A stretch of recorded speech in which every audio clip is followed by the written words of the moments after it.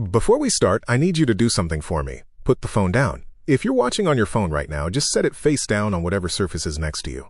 Or hold it, but stop scrolling. Stop everything else. If you're on a TV or laptop, reach over and turn the brightness down. Not all the way off. Just lower. Enough that the screen stops competing with the story. And if you have headphones, put them in. This one needs to come through your ears and land somewhere deep. The visuals aren't the point.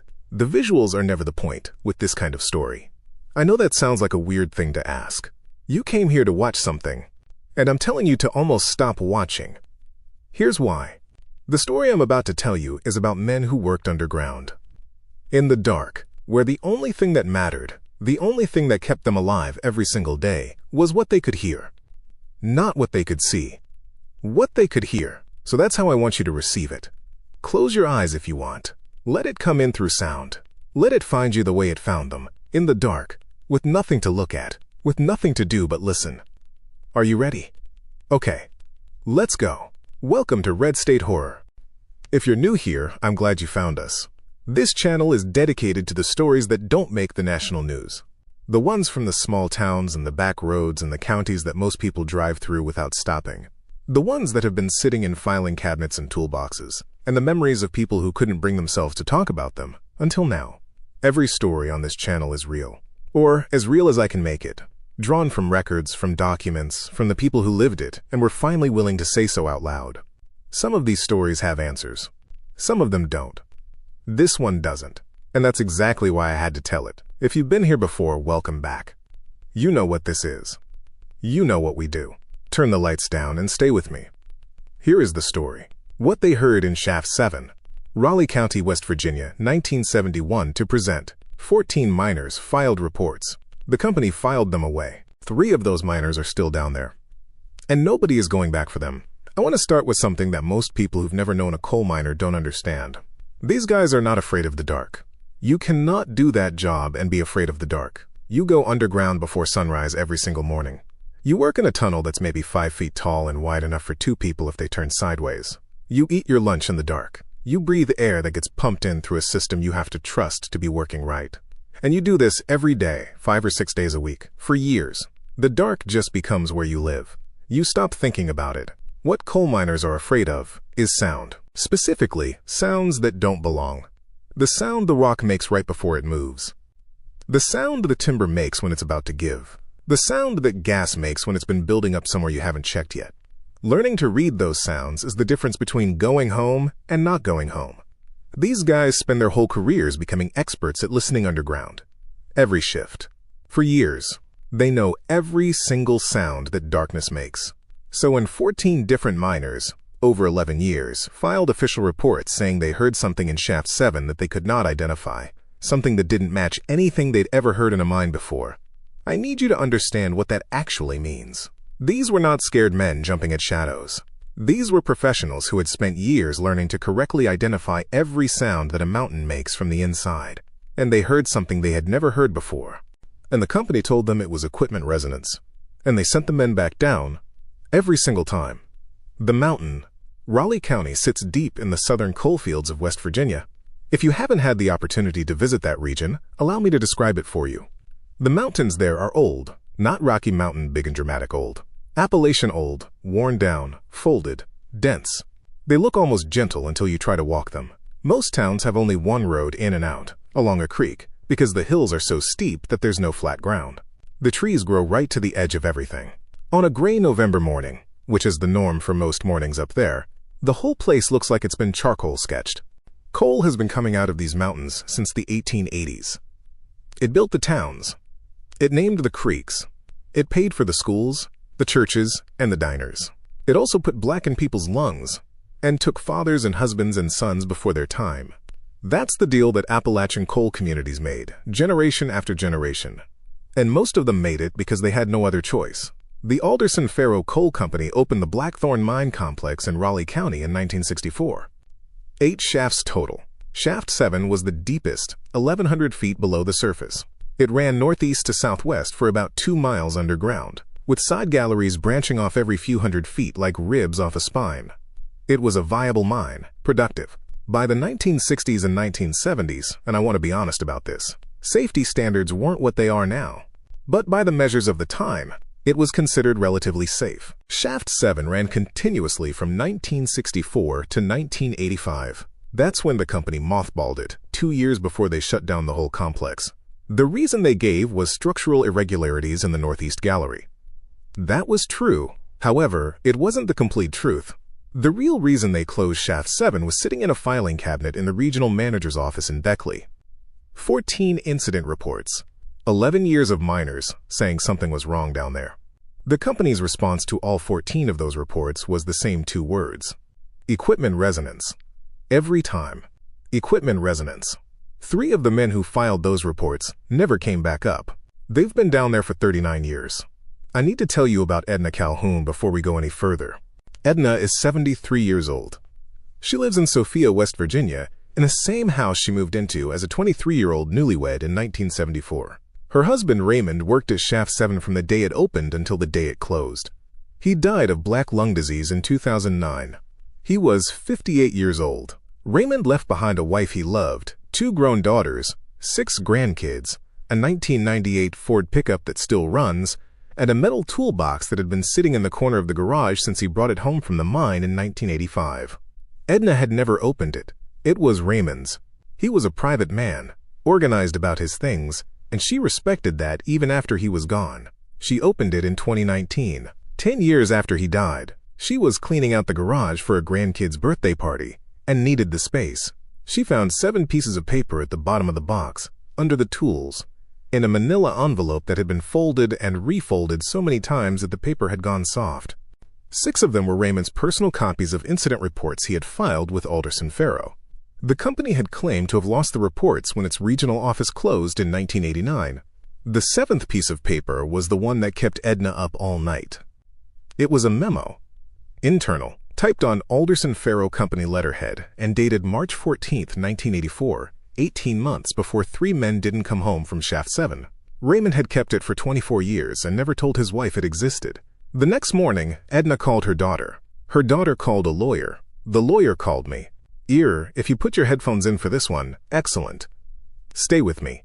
We're just getting started. Hit that like button so more people find this story. These men deserve witnesses.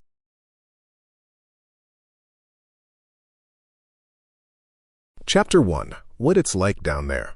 I want to describe what it's like to be in a coal mine. Not because I've worked one. I haven't. And I'm not going to pretend otherwise. But I've talked to enough people who have it that I think I can do it right. And I think you need to feel the space before the rest of this story makes sense. You're underground. The ceiling is maybe 5 feet above you. The walls are close enough that you could touch both sides if you stretched your arms out. Your headlamp gives you maybe 30 feet of light in front of you, and after that it's absolutely dark. Not city at night dark, not power outage dark. The kind of dark that has weight to it. The mountain is above you. Thousands of tons of it. You don't think about that. Experienced miners genuinely stop thinking about it. But it's there, and you trust it to stay where it is because of timber supports and concrete, and the judgment of the engineers who said this section is safe. And sound. Sound travels differently underground. It bounces off the rock walls. It comes at you from directions that don't match where it originated. Sometimes you hear things from very far away with a clarity that surface sound doesn't have. And sometimes you hear sounds that seem to come from inside the rock itself. From behind it, you learn to catalog all of it.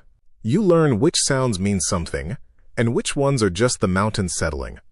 For 11 years, the miners in the Northeast Gallery of Shaft 7 tried to catalog one particular sound. They never could. The first report was filed on March 3, 1974. The miner was Raymond Calhoun, Edna's husband. He'd been working the Northeast Gallery for 3 weeks when he heard something at the east face that he'd never heard before. He described it as a low, rhythmic sound unlike any equipment noise or rock movement I have encountered in 8 years of mining. Equipment resonance, the company said. No further action.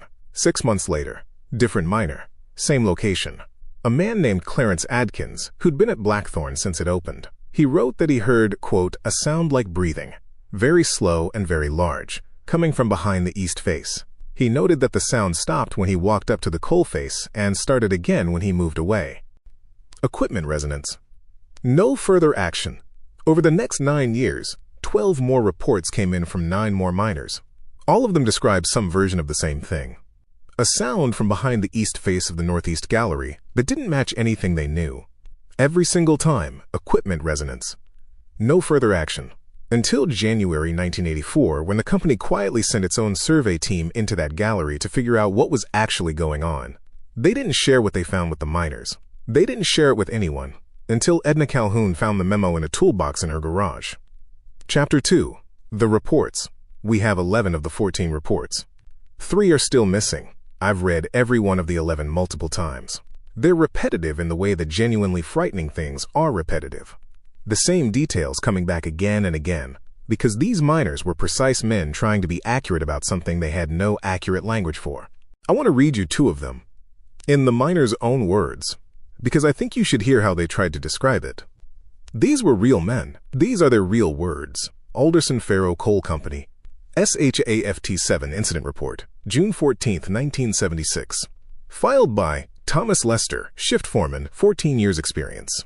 Location, Northeast Lateral Gallery, approx. 280 feet from main shaft. During routine inspection of the east face, I became aware of a sound, originating from behind the coal face. The sound is difficult to describe accurately. It is low in pitch, below what I would call a tone, but above what I would call a vibration. It has a pattern to it, not mechanical, not the rhythm of equipment, slower. The gaps between each occurrence are not consistent, but are also not random. There is something that feels like intention in the spacing, which I understand sounds unusual in a report of this kind. The sound ceased when I placed my hand on the coal face. When I removed my hand, it resumed after approximately 40 seconds. I have worked in this mine for 12 years. I have never heard this. I do not believe it is equipment resonance. I am filing this report because I believe it should be on record. Company response, June 1976. Sound attributed to ventilation harmonic. Resonance in an adjacent gallery. No further action required. Thomas Lester worked at that mine for 12 years and said he'd never heard anything like it. He put it in writing, professionally, because he wanted it documented. The company's response took 5 days to file and contained 2 sentences. Here's the next one. Alderson Faro Coal Company, SHAFT 7 Incident Report, February 2, 1979. Filed by Warren Deal Miner, 6 years of experience. Location, Northeast Lateral Gallery, East Face, 310 feet from main shaft. I need to report something that happened today, and I need it written down, because I don't want to be the only one who knows about it. I was working alone at the east face. My partner had gone back to the main shaft for equipment. I was drilling, and I stopped to check the bit, and in the quiet after the drill stopped, I heard it. I have heard the sound before. Every man on this crew has heard it. We don't talk about it because we don't have words for it, and because we were told it was the ventilation system. Today I put my ear directly against the coal face. It is not the ventilation system. Whatever is making that sound is on the other side of the coal. It is close enough that when I put my ear to the face, I could feel it as well as hear it. A vibration in the rock. I pulled back and stood there. Then my partner came back, and I told him to put his ear to his face. He did. He stood up. He looked at me. He didn't say anything. He just picked up his tools and went back to work. Neither of us has spoken about it since. Until now. Company response, the 8th of February 79. Sound attributed to ventilation harmonic. Resonance in an adjacent gallery. No further action required. I want to stop there for a second. Warren Deal put his ear directly against the coal face. He felt it vibrating. He was so certain it wasn't equipment that he called his partner over to confirm it. And his partner confirmed it, silently, with a look, and then went back to work because what else do you do? And the company said, ventilation resonance. No further action. Warren Deal filed 2 more reports after that, one in 1981 and one in 1983. He was one of 3 men who did not come out of Shaft 7 on September 4th, 1985. His name was Warren Deal. He was a husband and a father. He coached his son's Little League team. He ate lunch in the sun at the mine entrance the day before the collapse. And he is still down there. So are Harlan Blevins and Curtis Sizemore. All 3 of them had filed reports about the Northeast Gallery. Every man who filed a report was either transferred out of that gallery before the collapse or was in the gallery when it happened. There were no exceptions to that rule. I checked every shift assignment I could find. That's Patrice, Edna's daughter. She's a data analyst. When Edna found the toolbox, Patrice spent 4 months building a spreadsheet of every Shaft 7 shift record they could get their hands on. The pattern she found is, I don't have a gentler word for it, damning. The men who reported the sound were systematically reassigned away from the Northeast Gallery after they filed. All of them. Except for the last 3. Warren Deal, Harlan Blevins, and Curtis Sizemore had all filed reports in the 8 months before the collapse. None of them was moved. Patrice showed me the spreadsheet. I looked at it for a long time. You think the company knew the gallery was going to collapse? I said. I think, she said very carefully, that someone made a deliberate decision about who was in that gallery on September 4th, 1985. And I don't think that decision was random. Subscribe to Red State Horror right now. New stories every week. Stories like this one that you won't find anywhere else. Hit subscribe and the bell so you never miss one. This channel exists for exactly this. Chapter 3. The Memo. Okay, this is the part I've been building toward. I'm going to read you a document. It's an internal memo from the regional manager of Alderson Faro Coal. It was written on March 14, 1984. 18 months before, 3 men didn't come home. Raymond Calhoun had a copy of it in his toolbox for 24 years. He never told his wife it was there. I've thought about that a lot. What it costs a man to carry something like that in silence for 24 years. What it does to a person. I'm going to read it to you the same way Edna Calhoun read it. Cold in her kitchen with no preparation. That's the right way to hear it. Alderson Faro Coal Company. Internal Memo, March 14, 1984. T.O.D. Pruitt, Corporate Safety Director. From G. Holt, Regional Manager, Beckley Office. R.E. Shaft 7/Northeast Gallery/Incident Reports. Classification. Internal. Not for distribution. Dennis. Following our call on March 9th, I want to put this in writing, so there's no ambiguity about what I'm recommending. We have now received 14 incident reports from 11 miners about anomalous sound in the northeast lateral gallery of Shaft 7. You and I have attributed these to ventilation harmonic resonance in our official responses. I want to be direct. That attribution is not accurate. In January, I sent our own survey team into the northeast gallery. They ran a full acoustic assessment. Results are attached as Appendix A. Key findings. The sound the miners have been reporting is real and documentable. Our instruments detected it on all 3 survey days. It does not correspond to ventilation, equipment, or water movement, gas buildup, or any geological process our surveyors could identify. The sound originates from behind the east face, at a depth of our instruments estimate between 40 and 80 feet beyond the current face position. Our surveyor's description of the sound pattern, and I am quoting their report directly here, is consistent with biological origin. I am not in a position to speculate further in this memo. I will only say that I believe the miners' reports are accurate, that the Northeast Gallery should not be extended further, and that an orderly closure of that section should happen as soon as operationally feasible. I am also strongly recommending that the 14 incident reports and the acoustic survey Appendix A should be handled carefully from a liability standpoint. If this information became public in the current form, the regulatory attention that would follow would be significantly damaging to operations across the region. I await your guidance. Gerald Holt, Regional Manager, Beckley Office. Let me break down what you just heard, because every sentence of that memo matters. The regional manager is admitting, in writing to his corporate boss, that they've been lying to the miners for years. The equipment resonance explanation? Not accurate. His own words. His company's own survey team went into that gallery and found the sound. With instruments, on 3 separate days, and they could not explain it as any geological or mechanical process they knew. And the phrase they used for what they could hear, consistent with biological origin, means their professional assessment was that something alive was behind that coal face. 40 to 80 feet behind it. In the dark. In the rock. And then, and this is the part that makes me genuinely angry every time I read it, Gerald Holt's primary concern is not the men working that gallery. His primary concern is liability. If this gets out, the regulatory attention would be, quote, significantly damaging to operations. Not damaging to the miners. Damaging to operations. The men were a secondary concern. The production was the primary one. That memo was written in March 1984. 18 months later, 3 men went into that gallery and didn't come out. I need to tell you about Appendix A. The memo references it. The acoustic survey. The actual detailed findings of what their instruments recorded in the Northeast Gallery. We don't have it. Edna's toolbox didn't contain it. We've filed 3 separate records requests through different legal channels, trying to find it. Every response has been the same. No record of that document exists in the current company files. Alderson Farrow has been through 3 acquisitions since 1989. The current owner is a holding company registered in Delaware. Their lawyers say the events predate their ownership structure, and they have no relevant records. Gerald Holt, who wrote the memo, died in 1997. Dennis Pruitt, who received it, died in 2003. Appendix A, the document that describes in specific detail what Alderson Farrow's own instruments detected behind the east face of a West Virginia coal mine, has been missing for at least 35 years. And nobody is looking for it. Thumbs up. This story needs to reach more people. If it's getting to you, if you're feeling that weight, hit like right now. It takes 1 second, and it's the most powerful thing you can do to make sure this gets seen. Thank you. Chapter 4.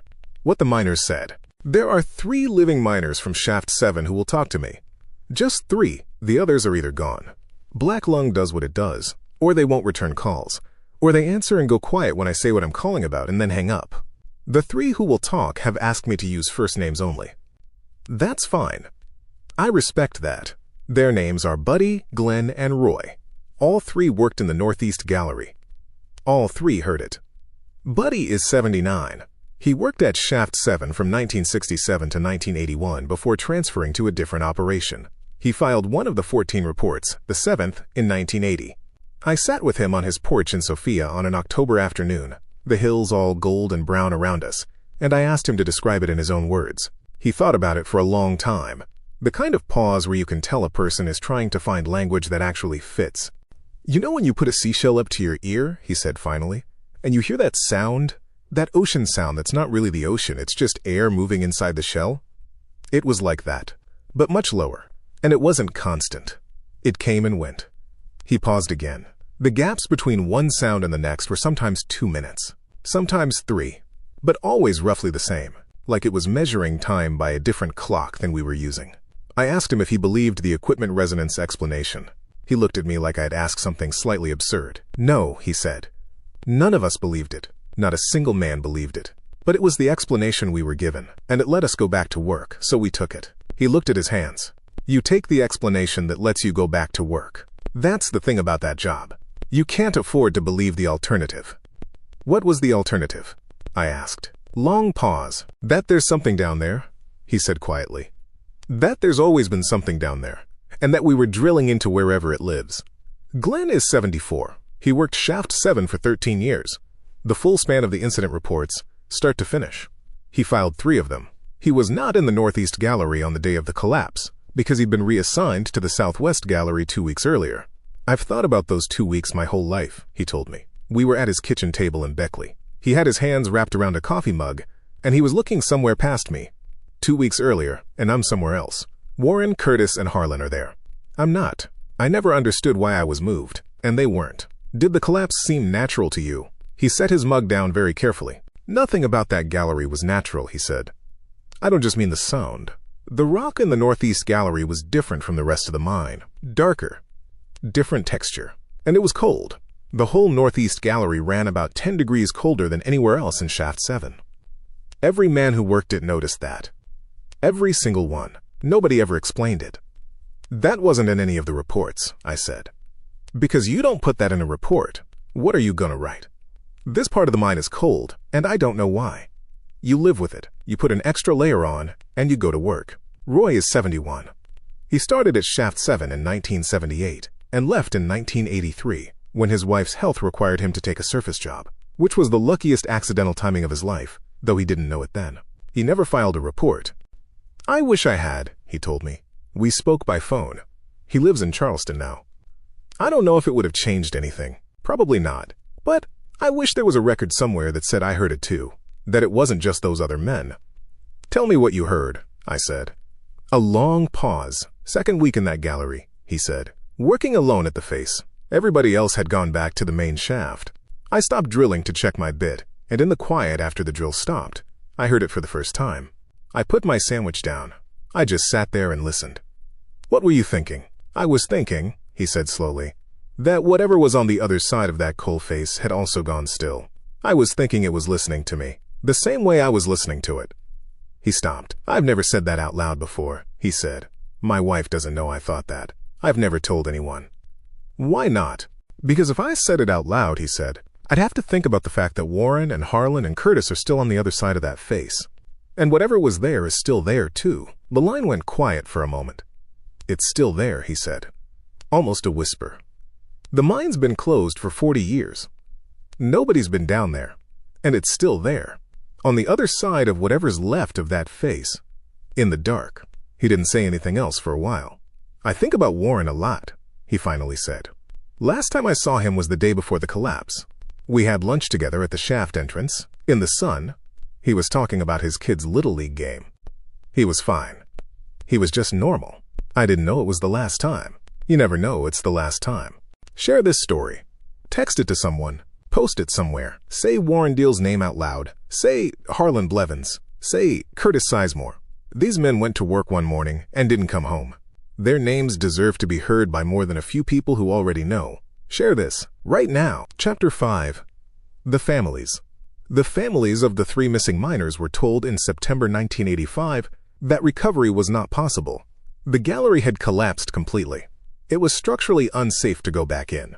They were offered a settlement by Alderson Farrow, an amount that has never been made public because the settlements came with non-disclosure agreements. Not all the family members signed. Curtis Sizemore's widow, Vera, refused. She is 89 years old. She's in a care facility in Oak Hill, West Virginia. She has the unsigned settlement agreement in a box under her bed. She showed it to me. She said, "I didn't sign it because I thought someday I'd need to be able to talk about what happened. And if I signed that paper, I couldn't. So I didn't sign." She waited 38 years for someone to come ask her. I was the first person who did. Vera Sizemore is small and very still, and she speaks slowly. But she doesn't hesitate, and she doesn't look away. 38 years of carrying this have not bent her. If anything, it has compressed her into something very dense and very clear. "Curtis knew something was wrong," she told me. "We were sitting in her room at the care facility, with late afternoon light through the window. He didn't tell me everything. He protected me from most of it. But in the last year before the collapse, he started praying in the mornings. He hadn't done that since his mother died.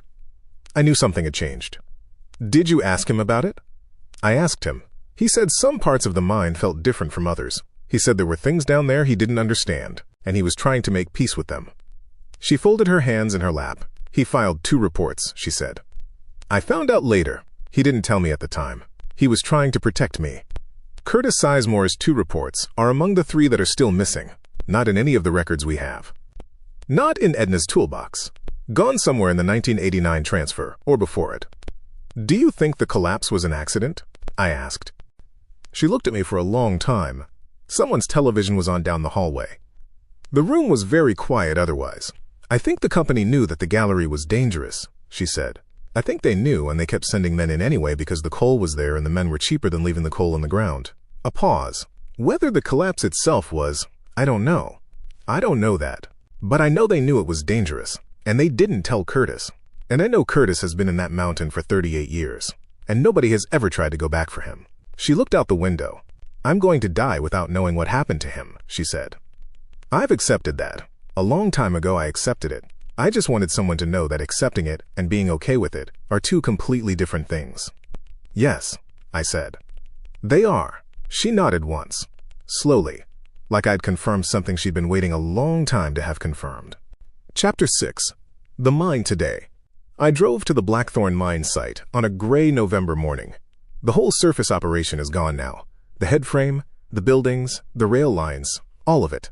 What's left is an uneven field, with weeds growing through where things used to be, and the concrete caps over the shaft openings. The caps are maintained by the West Virginia Department of Environmental Protection. I got the inspection records through a public records request. The most recent inspection of Shaft 7's cap was 14 months ago. The inspector signed off in 12 minutes. 12 minutes for a mine shaft 1,100 feet deep that contains 3 men and whatever made that sound for 11 years. 12 minutes. I stood at the cap for a long time. It's in a clearing that was obviously once the center of something busier. Old timber half buried in the grass. Rusted metal pieces. The hills close in on all sides, bare in November. The sky the color of old concrete. It's extremely quiet there. Not a peaceful quiet. The specific quiet of a place that has things taken from it and hasn't been filled back in with anything else. I put my hand on the concrete cap. I know that sounds like something you say to be dramatic. I'm telling you the truth. I don't know what I expected to feel. I didn't expect to feel anything specific.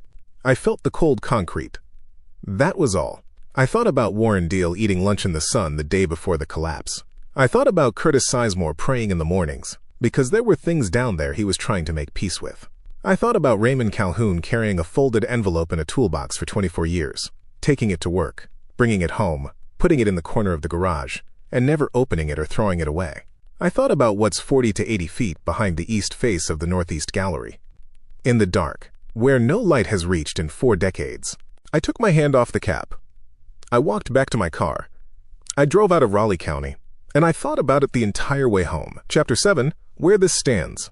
I have to tell you something now that I've been putting off. There's no resolution to this story. I know that's not what you want. I know after everything. Edna's toolbox, the memo, Vera waiting 38 years. You want a verdict. You want someone charged. You want something fixed. There isn't that. Not yet. Maybe not ever. And I think you should know why. Alderson Faro Coal doesn't exist anymore. It's been through 3 acquisitions since 1989. The current owner is a holding company in Delaware. Their lawyers have given a consistent answer to every inquiry. The events predate the current ownership structure, they have no access to records from predecessor entities, and they bear no legal liability. That's legally defensible. It is also morally repellent, but those 2 things can both be true at the same time, and in corporate America they often are. Gerald Holt, who wrote the memo admitting the company lied to its miners for years, died in 1997. Dennis Pruitt, who received it and approved the cover-up, dead since 2003. Every person in the Alderson-Faro chain of command who decided to keep those men in the Northeast Gallery was dead, unreachable, or behind a holding company in Delaware. The West Virginia Office of Miners' Health, Safety, and Training has been given copies of the memo and the 11 incident reports. They opened a review. A review, not an investigation. A review. Edna Calhoun's lawyer is still working on the case. Patrice is still adding to her spreadsheet. There are 3 missing reports we haven't found yet, and at least 1 copy of Appendix A that might exist somewhere. But I'm not going to promise you an ending. I don't have one to offer you. There is one more thing. Edna showed me something at the very bottom of the toolbox. The last thing in it. Something I almost didn't include in this story because I'm still deciding what to do with it. It was a small notebook. Raymond's handwriting, mining notes, shift records, the kind of careful daily accounting a methodical man keeps. The last entry was dated February 3, 1985, 7 months before the collapse. It read, "Worked the NE gallery today. 3rd day this week.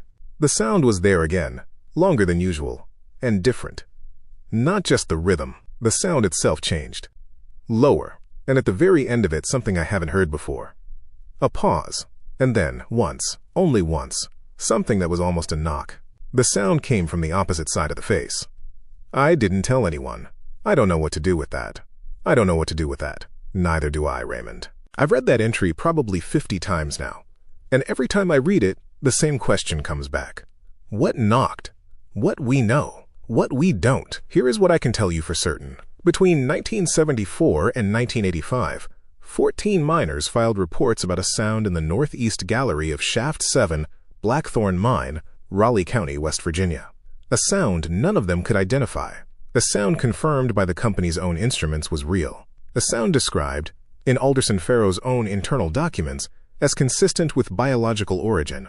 3 of those miners, Warren Deal, Harlan Blevins, and Curtis Sizemore, did not come home from that gallery on September 4, 1985.